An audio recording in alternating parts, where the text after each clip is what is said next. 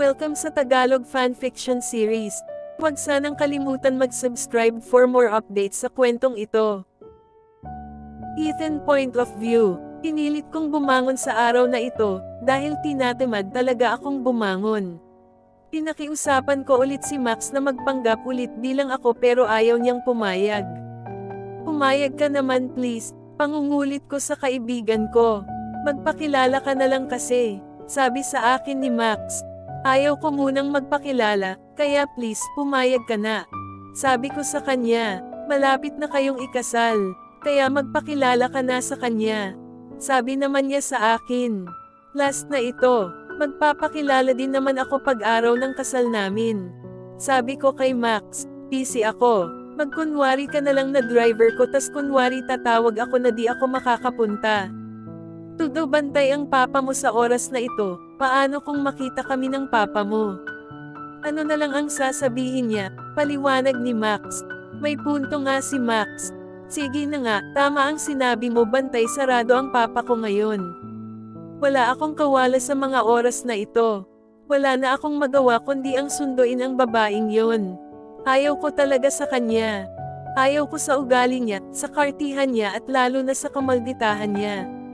Nasa tapat na ako ng mansyon nila. Hinihintay na lumabas ang babaeng yon. Bakit ang tagal niya? Kaya naisip kong pumasok na lang at nagtanong. Buti may nakasalubong akong maid kaya napatanong na lang ako sa kanya. Magandang umaga, si Yula nasaan? Tanong ko sa maid. Nako, natutulog pa rin po siya. Sandali lang po gigisingan ko po siya. Nagmadaling umakyat sa taas ang maid para gisingin si Yula. Ang pinakaayaw ko sa babae ay ang nalolate gumising. Nasa kanya na siguro ang mga katangian na ayaw ko sa mga babae. Yula Point of View. Sinadya kong hindi bumangon ng maaga. Ayaw ko talagang makipagkita sa tabachoy na iyon. Bakit pa kasi kailangan pa naming magkita? Napilitan na akong bumangon. Hindi ko na rin inabala ang sarili ko na mag-ayos. Tinatamad kasi akong mag-ayos. Nag-ayos lang ako ng simple. Pababa na ako, hindi ko inaasahan na ang driver ni Tabachoy ang susando sa akin. Bakit ikaw ang sumando sa akin? Nasaan na yung Tabachoy mong boss? Naiirito kong sabi, napag-utusan lang akong sunduin ka. Sabi niya na mukhang wala sa mode. Ah, talaga? Saan daw kami pupunta? Mataray kong sabi, diba dapat ikaw ang nakakaalam? Kung saan kayo pupunta? Hindi kasi nila nabanggit, saan ba kami pupunta ng Tabachoy na yon? Irito kong sabi, bibili ng singsing, at magpapasukat ka ng gown mo. Teka bakit di ka nakapunta sa family dinner kahapon? Bigla niyang tanong sa akin na ipinagtaka ko naman. Paano mo naman alam ang family dinner namin kahapon? Pagtataka kong tanong, nabanggit sa akin ni boss. Teka nga pala, yung jacket ko, nasaan? Hala nagtatanong na siya sa jacket niya. Hindi ko pa nahahanap yon. Yun na nga ang dahilan kaya di ako nakasipot hindi ko mahanap. Pagpapaliwanag ko, kailangan mahanap mo yon. Mahalaga sa akin ang kwentes na nakalagay doon. Sabi ulit niya na may galit na tono sa boses niya. Pwede ko bang palitan na lang? Sabi ko pa, hindi yun basta-basta mapapalitan lang. Kaya kailangan mo yun mahanap. Galit niyang sabi, kalma lang, mahahanap din yon. Halika na, hiyaya ko sa kanya para hindi na namin mapag-usapan yung jacket niya. Nagtungo na kami sa mall. O nasaan na ang kaibigan mo? Tanong ko sa kanya, sabi niya ako na daw ang sasama sa'yo. Busy siya, matipid niyang sabi. Ang sabihin mo busy lang siyang kumain. Nang iinis kong sabi, kita kong di na siya kumibo. Nasa jewelry na kaming dalawa. Tumitingin kami sa mga alahas. Hello ma'am sir, naghahanap po ba kayo ng couple ring? Sabi ng sales lady. Oo yung pinakamahal. Tipid na sabi ng lalaking ito na akala mo siya ang magsusuot ng singsing. Suggest ko po sa inyo ang singsing na ito. This is an internal love for a couple. Maganda po kung ito ang pipiliin nyo. Sabi ng sales lady. Sige yan na lang. Matipid pang sabi ng lalaking kasama ko. At talaga, baka hindi yan magustuhan ng kaibigan mo. At baka hindi yan magkatsa sa kanya, sabi ko. Okay lang. Tipid niyang sabi. Ano okay lang? Bahala ka. Sige kukunin na namin yan. Matapos na kaming bumili ng wedding ring ay nagtungo naman kami sa pagawaan ng gown. Kailangan kong magpasukat ng wedding gown. Maganda ang disenyo ng gown ko. Mamahalin ko. Ginastosan talaga ni mama ang lahat. Isang bisis ko naman ito isusuot, bakit kailangan bonggang gown pa? Sayang naman ang pera. Pero bigla akong napangiti sa naisip ko. Bakit naman sayang kung pwede ko namang ibinta? Kita ko sa solak ang kaibigan ni Tabatchoy. Tahimik siyang nakatingin sa labas ng shop. Tinitigan ko siyang mabuti. Napakamatipuno niyang lalaki. Sige sabihin na nating guwapo siya. At aaminin ko na nagwapuhan ako sa kanya noong first meet naming dalawa. Pero ngayon hindi na. Dahil sobrang antipatiko niya, magkatulad sila ng kaibigan niyang Tabatchoy. Pagkatapos naming magsukat ng gown ay niyaya ko siyang kumain. Nakaramdam kasi ako ng gutom.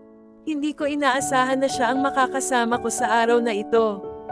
Okay na ito. Kesa kay Tabatchoy ang kasama ko, baka panlalait lang ang abutin ko sa kanya. Baka magkainitan lang kami ng ulo. Next week na pala ang kasal, diba? Bigla siyang nagsalita. Bakit mo tinatanong, interesado ka ba sa akin?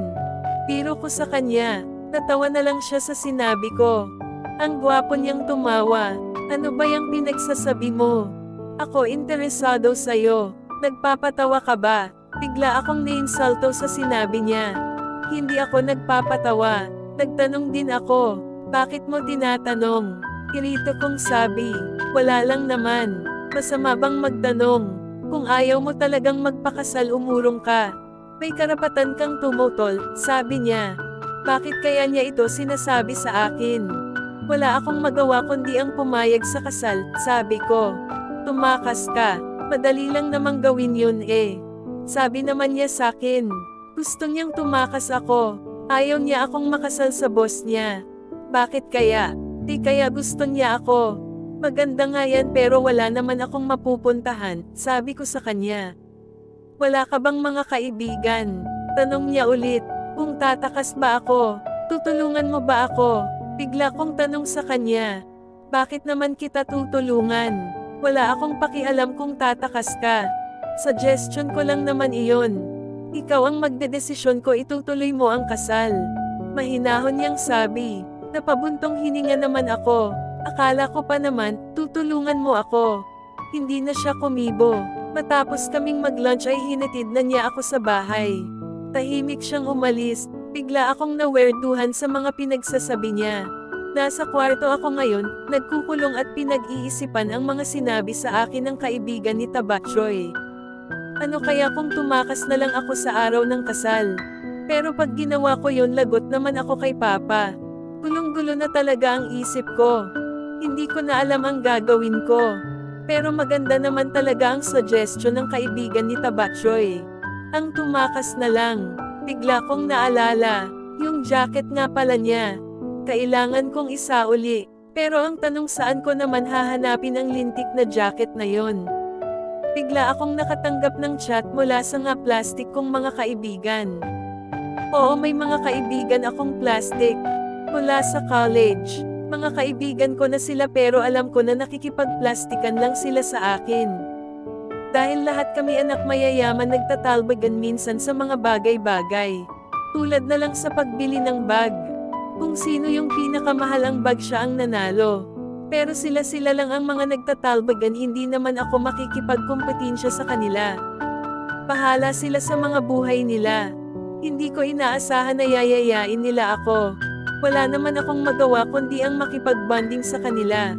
May mga kanya-kanya na silang boyfriend. Ako lang ang wala pa. At dahil nalaman nila na may fiancé na ako, hito at inimbitahan nila ako. Hindi talaga sila imbitado sa kasal ko.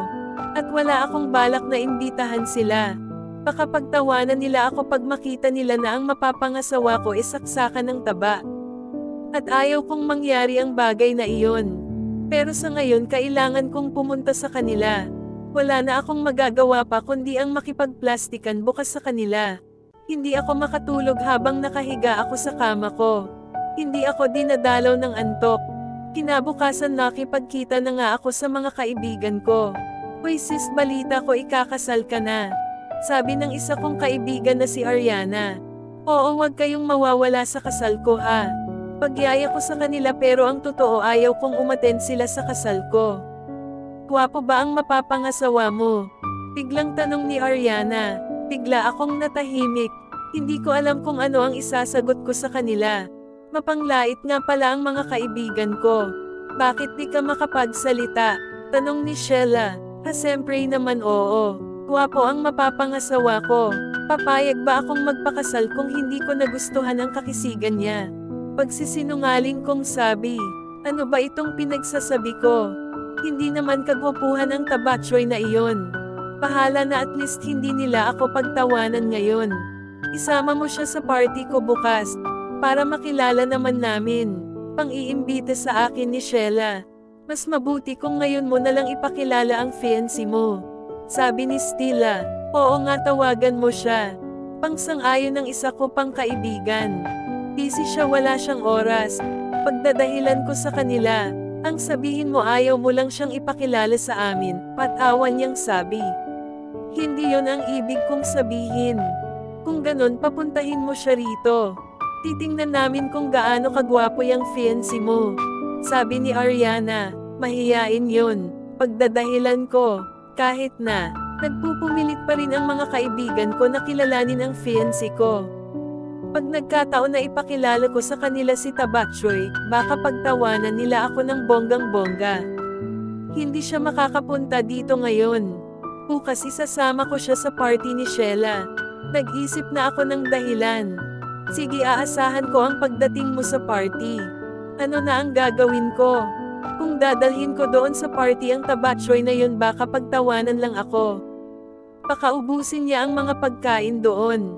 Nakakahiya. Bakit kasi saksakan ng taba ang lalaking yun? Nakita kong may nag-text sa akin. New number.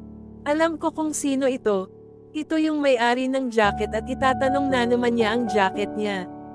Bigla akong nagka-idea, para hindi ako mapahiya sa party ni Sheila bukas. Pero bago yan, kailangan ko muna siyang makumbens. Siya lang ang pag-asa ko. Pipilitin ko siya kahit anong mangyari. Matapos ang pagkikita namin ng mga kaibigan ko ay tinawagan ko siya. Nag-text pero ayaw sumagot sa tawag ko. Bahala siya, pupuntahan ko na lang siya sa bahay nila. Agad akong nagtungo sa bahay niya. Hito na ako sa harap ng bahay niya at kumakatok. Hindi nagtagal ay bumukas na ang pinto. Laking gulat ko nang makita ko siyang lumabas na walang pang-itaas na damit. Hindi ako makapaniwala, sobrang hunk niya. Hindi ko maiwasang mapatingin sa mga abs niya. At gustong gusto kong hawakan iyon. Hindi ko inaasahan na mahilig pala ako sa abs. Ethan point of view. Katatapos ko lang maligo. Rinig ko din na kanina pa nagri-ring ang cellphone ko. Pagkita ko sa cellphone ko, si Yula na ang tumatawag. Bakit naman siya tumatawag? Nahanap na kaya niya ang jacket ko. Hinayaan ko na lang ang mga tawag niya. Inabala ko na lang ang sarili kong kumain. Maya't maya nakarinig ako ng katok sa pinto ko.